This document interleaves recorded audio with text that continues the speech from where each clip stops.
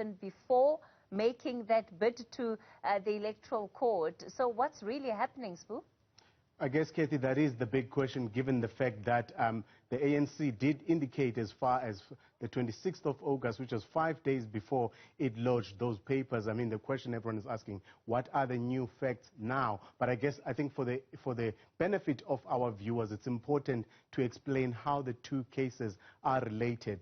One, the ANC had approached the Electoral Court. This is where it wanted the court to allow them to amend for the Electoral Court to ask the ANC to extend its timetable down. This would have allowed for the ANC to submit some of the names of its members who could not be added to the list. Now, there are parties now saying that because the IEC has gone to the Constitutional Court to ask that the elections be postponed to February, that the party will now wait for that process, because that very process has a direct bearing on the IEC's timetable. That is, if the Constitutional Court does postpone the elections. But I guess, Kathy, to answer your question, we do have the spokesperson for the ANC, the member of the National Executive Committee of the ANC, Mr.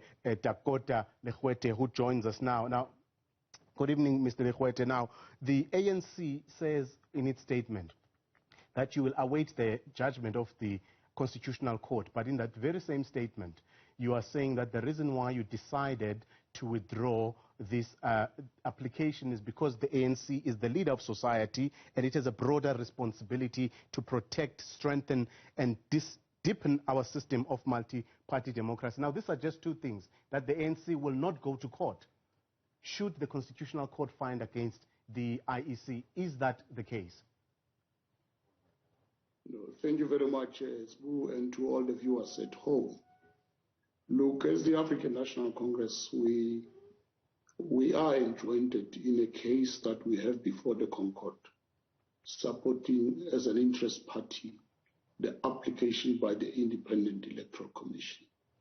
As ANC, after some of our candidates were not registered, we felt very strong from the 26th of August that we need to bring an application to the Electoral Court related to the reopening of the registration of candidates.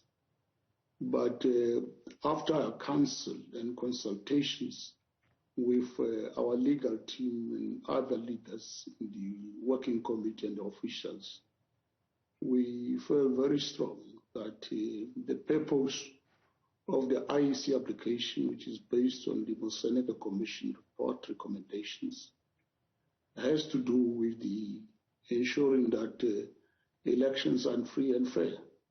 And once that particular application is before the court, it automatically affects the IEC timetable if there was to be an outcome that is positive. But if there was to be an outcome that is negative, it means as the African National Congress will have to live with the reality and the outcome of the court.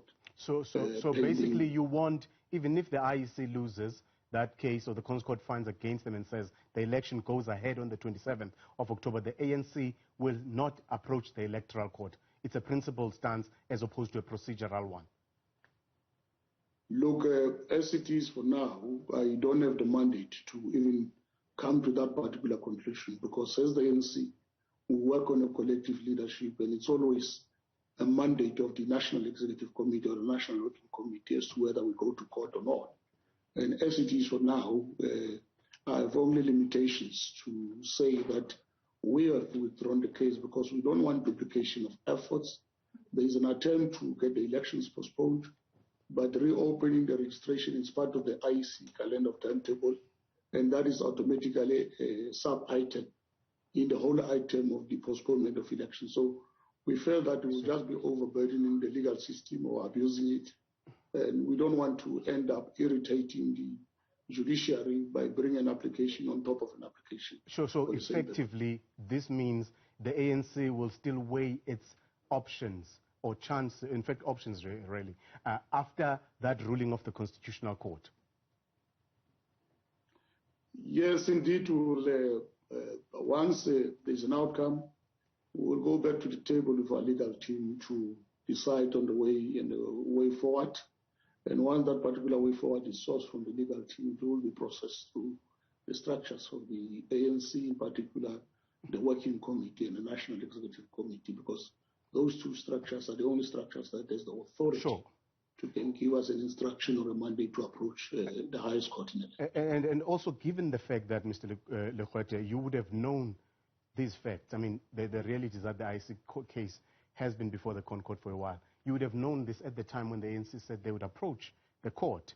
And as you know that as a result, having withdrawn that action, and there's a lot of speculation where some people, including the Helen Zille of the Democratic Alliance, suggesting there that the ANC may have received or may have gotten a leak from the Constitutional Court. I mean, I saw the statement of the party condemning that statement of Helen Zille. But do you perhaps understand why some people would think that this about 10 by the ANC is suspicious? Look, this is just an honest act where you know that a wise person would always change his mind. And I think this is what we did. There is no mischief or any malfeasance from the side of the African National Congress. But besides, as the African National Congress, we are only a governing party, and that's why we are enjoined in the application of the IEC.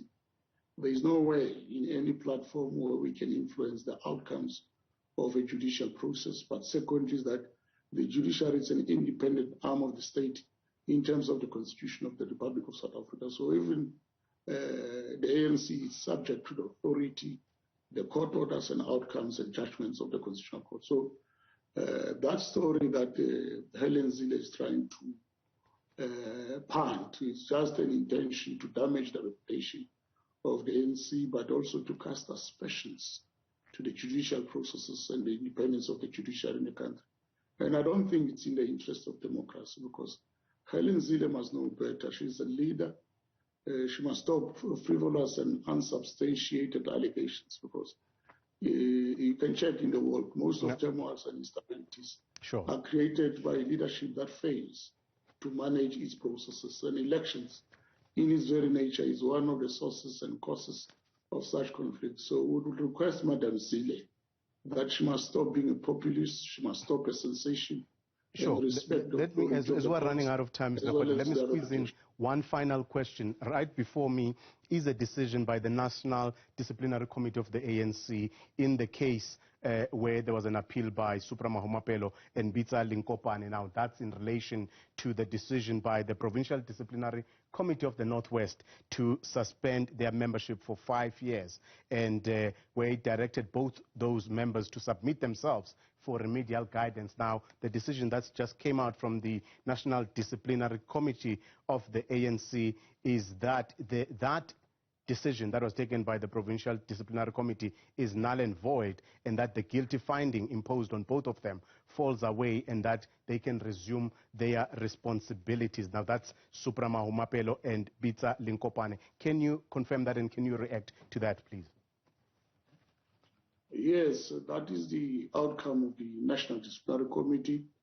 And you know that the National Disciplinary Committee of the ANC, it's a committee that is independent. What we do as a working committee or an NSC is to refer all matters to that particular committee.